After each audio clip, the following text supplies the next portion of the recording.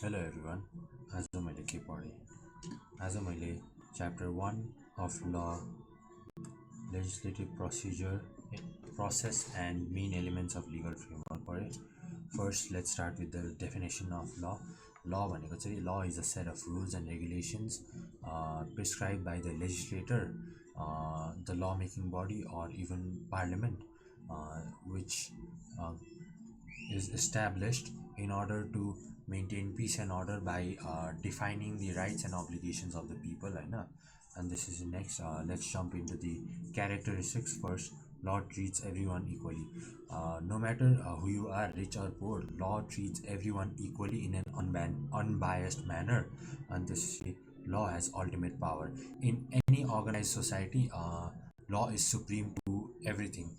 Individual or institution, law is supreme to everything, and nobody is above the law. Then next is law creates and provides justice. The main aim of law is to promote fairness and ensure fairness to protect people's rights and freedom. So law creates and provides justice. Next is law maintains peace and order, establishing harmony. By setting clear rules and regulations, law prevents any chaos or conflict, maintaining peace and establishing harmony. Law is administered by the court. The judiciary interprets and enforces the law, ensuring that legal principles are properly applied. Next, we have the sources of law. So, according to CKLN, law भनेको चाहिँ के हो? Sources of law भनेको के हो? Sources of law भनेको agencies or source or agencies through which law rules of conduct get the character of law, that is uniform, definite, and compulsory. And this is we have Salmon's classification of sources of law, which are first मा चाहिँ formal source हो. Formal source भनेको चाहिँ the authoritative source हो, जसले चाहिँ ललाई त्यो बाइन्डिङ पावर दिन्छ, त्यो ओबे हुने पावर दिन्छ ललाई. अनि second is material source. Material source भनेको चाहिँ the actual substance जहाँबाट चाहिँ लको कन्टेन्ट इन्सपायर हुन्छ. And this is if we have further sources of law. We have first constitution. Constitution भनेको चाहिँ the supreme law of a nation. अनि त्यसपछि यसमा चाहिँ सबैको फन्डामेन्टल राइट्सहरू ग्यारेन्टी गरेको हुन्छ. अनि त्यसपछि no law or act is can be inconsistent to constitution, होइन. अनि त्यसपछि we have the legislation, होइन. Legislation भनेको चाहिँ the process of making laws, amending laws, अनि which happens through the parliament. And this is we got judicial precedents, होइन. Judicial precedents भनेको चाहिँ कोर्टमा लिएको, जुडिसरीमा लिएको पास्ट डिसिजन्सहरू हो, जुन चाहिँ फ्युचरको similar cases where legislation is absent त्यहाँ युज हुन्छ. अनि जुडिसियल प्रेसिडेन्ट चाहिँ डक्ट्राइन अफ स्टेट डिसिसमा चल्छ, which means standing by the decisions taken, if I'm correct. अनि त्यसपछि यसले चाहिँ consistency with decisions in the court ensure गर्छ. अनि त्यसपछि we have customs and religion, होइन. Long standing social practices or religious norms that influence legal principle चाहिँ customs and religions हो. अनि यसले चाहिँ धेरै चलिआएको चलनहरूले धेरै लजहरूलाई इन्फ्लुएन्स गर्छ बन्नुलाई. अनि त्यसपछि we have conventions and treaties. Convention and treaties भनेको चाहिँ agreements between nations, whether it's bilateral or multilateral. अनि यसले चाहिँ लजहरू बनाउनु इन्फ्लुएन्स गर्छ. So our countries law are के अरे matching the international or global standard भनौँ. अनि त्यसपछि अदर सोर्सेस अफ लजमा चाहिँ के अरे expert advice, legal writings, juristic ओपिनियन्सहरू पर्छ. Then we have types of laws. Types of लजमा फर्स्टमा आउँछ सब्सटेन्सिभ ल. सब्सटेन्सिभ ल भने चाहिँ डिफाइनिङ ल हो, होइन. यसले चाहिँ के अरे what is crime, what are the rights of the people, what are the obligations of the people भनेर डिफाइन गर्छ। अनि प्रोसिजर लले चाहिँ त्यो राइट्स अब्लिगेसन्स र क्राइम्सहरूलाई कसरी इम्प्लिमेन्ट गर्ने भनेर भन्छ। सो प्रोसिजर लको इक्जाम्पल भनेको अब कुनै कसैले क्राइम गरेछ भने त्यसलाई हाउ द पुलिस विल के अरे टेक हिज केस, हाउ के अरे in how much time does he have to appear in front of the prosecutor, त्योहरू भनेको हुन्छ। And then we have criminal law. Criminal law भनेको चाहिँ अफेन्डर सोसाइटीमा अफेन्स गर्ने, सोसाइटीलाई हार्म गर्ने मान्छेहरूको लागि क्रिमिनल ल हो। क्रिमिनल ल चाहिँ को कसलाई लाग्छ भन्दाखेरि मर्डरर, थिफ्स, रबर्स उनीहरूलाई लाग्छ। सिभिल ल भनेको चाहिँ डोमेस्टिक ल जस्तै हो होइन। यसले चाहिँ अब के अरे पर्सनल म्याटरहरू लाइक डिभोर्स, कन्ट्र्याक्ट्सहरूको कुराहरू डिफाइन गर्छ होइन। क्रिमिनल ल चाहिँ क्रिमिनल लमा चाहिँ गभर्मेन्टले के अरे दि अफेन्डरलाई प्रोसिक्युट गर्छ भने सिभिल लमा चाहिँ अग्रिभ पार्टीले, सफरिङ पार्टीले त्यसपछि के अरे त्यो अर्को पार्टीलाई केस गर्छ। त्यसपछि we have got public law and त्यसपछि प्राइभेट ल। पब्लिक ल भनेको चाहिँ के अरे law that governs the relationship between the government and the citizens. अनि प्राइभेट ल भनेको चाहिँ के अरे पिपल, पर्सन र पर्सनको बिचमा, पर्सन र अर्गनाइजेसन बिचमा, अर्गनाइजेसन बिचमा, इट्स अ डोमेस्टिक ल होइन। सो क्रिमिनल ल र पब्लिक ल एउटै सुन्यो होला बिकज पब्लिक ल को पार्ट हो एउटा क्रिमिनल ल, अनि त्यसपछि civil law is also a part of private law. And then we have importance of law होइन। लको इम्पोर्टेन्स आएको छ नेक्स्ट, अनि which is protecting the rights and freedoms होइन। लले चाहिँ मान्छेहरूको फ्रिडम र राइट्सहरूलाई सेफगार्ड गर्ने इन्स्योर गर्छ। अनि दिस इज रिजल्भिङ डिस्प्युट्स, प्रोभाइड्स। लले चाहिँ एउटा peaceful method of to settle conflicts provide गर्छ। अर्डर एन्ड स्टेबिलिटी मेन्टेनिङ होइन। के अरे लले चाहिँ केयस र कन्फ्लिक्टहरूलाई प्रिभेन्ट गर्छ, maintaining order and stability. Promotion of social change होइन। त्यसपछि प्रमोसन अफ सोसल चेन्ज अब पहिल्यैदेखि चलिआएको चलनहरू हुन्छ जस्तो कि सती प्रथा, दाउरी प्रथा, उनीहरूलाई चाहिँ अब if they harm the society उनीहरूलाई चेन्ज गर्छ लले, उनीहरूलाई इलिगल बनाउँछ लले। सो ल अल्सो प्रमोट्स सोसल चेन्ज। अनि त्यसपछि public health and safety through ल, रुल्स एन्ड रेगुलेसन, फुड सेफ्टीहरू जस्तो रुल्स एन्ड रेगुलेसनले, अनि हेल्थ सेफ्टीहरूको रुल्स एन्ड रेगुलेसनले लले मान्छेहरूको हेल्थ एन्ड सेफ्टीलाई इन्स्योर गर्छ। अनि त्यसपछि इकोनोमिक डेभलपमेन्ट फेसिलिटेसन होइन। Law creates a stable environment where businesses can prosper, so which promotes economic development. अनि त्यसपछि रेस्पेक्टिङ कन्ट्र्याक्ट्स होइन। लले चाहिँ कन्ट्र्याक्ट ब्रिचेसहरूको लागि पनिसमेन्ट पार्छ, विच इन्फोर्सेस अग्रिमेन्ट्स अनि इन्स्योर्स फेयरनेस इन कन्ट्र्याक्ट्स होइन। अनि त्यसपछि justice and fairness promotion. Ultimately लको मेन एम भनेको फेयरनेसलाई प्रमोट गर्नु हो, फेयरनेस इन्स्योर गर्नु हो, जस्टिस प्रोभाइड गर्नु हो। अनि next we have mercantile law. Mercantile law भनेको बिजनेस लज हो, it's a part of private laws. अनि त्यसपछि we have the law making process. Law making प्रोसेसमा इन्ट्रोडक्सन अफ द बिल। अब ल मेकिङ प्रोसेसमा चाहिँ के हुन्छ भन्दाखेरि नेपालको हाउस अफ रिप्रेजेन्टेटिभ र नेसनल एसेम्ब्लीको एनी मेम्बरले सेक्रेटरी जेनरललाई with a 7 day advance notice कुनै पनि एक्ट अर लको लाइक ल पास गर्ने भनेर त्यो नोटिस दिनसक्छ। अनि त्यसपछि 7 days अहेड उनीहरूले एउटा कपी अफ द बिल भन्छ होइन। ल एक्ट बन्नुभन्दा अगाडिको के अरे लको त्यो लको त्यो डकुमेन्टलाई बिल भन्छ होइन, इन्ट्रोडक्सन अफ द बिल। अनि त्यसपछि बिल इन्ट्रोड्युस गर्नुभन्दा अगाडि 7 दिन अगाडि सेक्रेटरी जेनरललाई कपी अफ द बिल अनि त्यो बिल इन्ट्रोड्युस गर्नुको अब्जेक्टिभ्स र रिजन्सको प्रोभाइड गर्नुपर्छ। अनि मोसन अफ बिलमा अनलेस होइन told by the speaker the copy of the bill is submitted to each of the member of the House of Representatives or National Assembly 2 days in advance। अनि त्यसपछि oppose of bill उनीहरूलाई 2 days in advance copy के अरे दिएपछि उनीहरूले if they find anything wrong or anything they want to oppose, the members can um, notify the secretary general or the speaker एक दिन एडभान्समा before the introduction of the bill.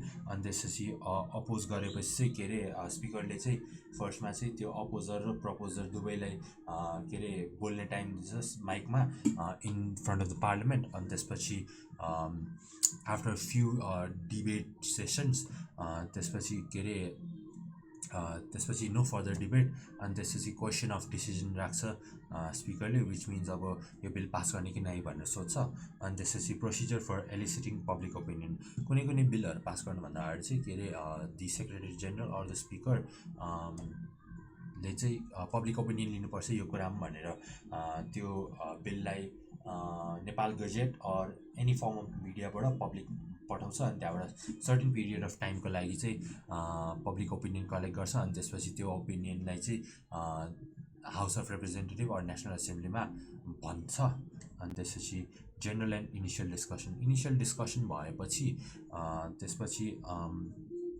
Clause by clause डिस्कसनको लागि कि त पार्लियामेन्टमा propose गर्छ clause by clause डिस्कसनको लागि, कि त के अरे पार्लियामेन्टले बनाएको त्यो लेजिस्लेसन कमिटीलाई क्लज बाई क्लज डिस्कसन गर्ने प्रपोज गर्छ। अनि त्यसपछि क्लज बाई क्लज डिस्कसन एकछिन है। Okay, now we have clause by clause discussion होइन। पार्लियामेन्ट कि त त्यो लेजिस्लेसन कमिटीले क्लज बाई क्लज डिस्कसन गरेपछि त्यो डिस्कसन कमिटीको क्लज बाई क्लज डिस्कसन कमिटीको चेयरपर्सनले एउटा रिपोर्ट सबमिट गर्छ। अनि त्यसपछि along with the copy of the bill होइन। अनि त्यसपछि त्यो रिपोर्ट र बिल त्यो पार्लियामेन्टको सब मेम्बर्समा सर्कुलेट गर्छ। अनि त्यसपछि passing the bills by the both houses होइन।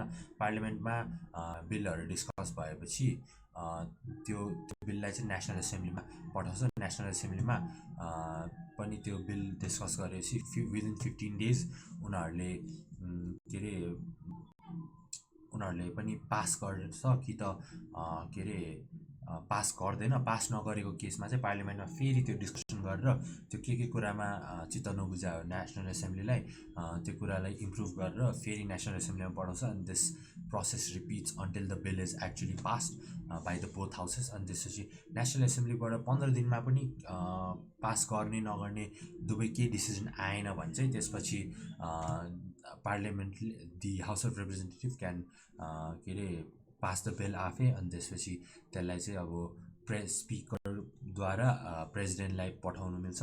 अनि प्रेसिडेन्टलाई पठाएपछि after the speaker certifies the bill अनि प्रेसिडेन्टलाई सबमिट गर्छ। अनि प्रेसिडेन्टले अथेन्टिकेट गर्छ त्यो बिललाई। अनि त्यसपछि त्यो एक्ट बन्छ। अनि त्यसपछि legislative procedures for provincial laws and local laws होइन। प्रोभिन्सेसहरूले चाहिँ आफ्नै प्रोभिन्स पार्लियामेन्टभित्र कुनै बिलहरू डिस्कस गरेर त्यो बिल पास गर्न सक्छ अनि एक्ट बनाउन सक्छ by posting it in the Nepal gazette. But the province has to ensure that the act passed by them is consistent with the federal law and the constitution. And this is similar with the local laws होइन। it's fairly a newer concept तर local laws ले पनि provincial laws जस्तै के अरे discussion गरेर आफ्नो मेयरबाट certify गरेर कुनै पनि एक्ट पास गर्न सक्छ। तर they need to ensure that it's consistent with the provincial law federal law and the constitution. And this is bill versus act. As I told you अघि भर्खर होइन, बिल भनेको चाहिँ दि इनिसियल डकुमेन्टेसन हो, the initial proposal of a potential act. यो bill चाहिँ यो बिलमा लजहरू रुल्सहरू लेखा हुन्छ। अनि यो बिल डिस्कसन भएर पास भयो भने इट बिकम्स एन एक्ट। अनि त्यसपछि एक्ट भर्सेस ल। एक्ट भनेको चाहिँ अब त्यही हो पास्ट बिल हो होइन। अनि एक्ट त्यही हो, एक्टले चाहिँ एउटा सर्टेन एरिया अफ ललाई डिल गर्छ भनेपछि law is the whole broader image होइन। Act is a part of law होइन। अनि त्यसपछि अर्डिनेन्स भनेको चाहिँ एउटा अर्डिनेन्स चाहिँ प्रमोलगेट हुन्छ बाई द प्रेसिडेन्ट होइन। प्रमोलगेट भनेको implement. Ordinance is promulgated by the president on the recommendation of the Council of Ministers council of ministers. अनि त्यसपछि यो चाहिँ कहिले बन्छ भन्दाखेरि if the parliament session is not on going, प्रेसिडेन्टले आफै एउटा अर्डिनेन्स पास गर्न सक्छ which is as effective as an act. तर after in the next session of the parliament this ordinance has to be discussed and pass by the parliament, नत्र त्यो इप्सो facto खारेज हुन्छ।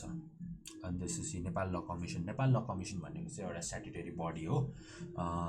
It's like the legislation body which was established under the Nepal law commission act 2063 नै 2063। अनि त्यसपछि यसको काम चाहिँ लेजिस्लेसनको काम हो, इम्प्लिमेन्ट के अरे प्रपोजिङ बिल्स, त्यसपछि अमेन्डिङ स्ट्याट्युट्स,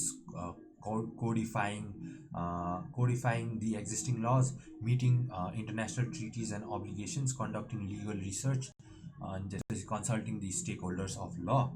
And now let's move on to chapter 13. मैले हिजो chapter 9 को मात्र भिडियो हालेको छु।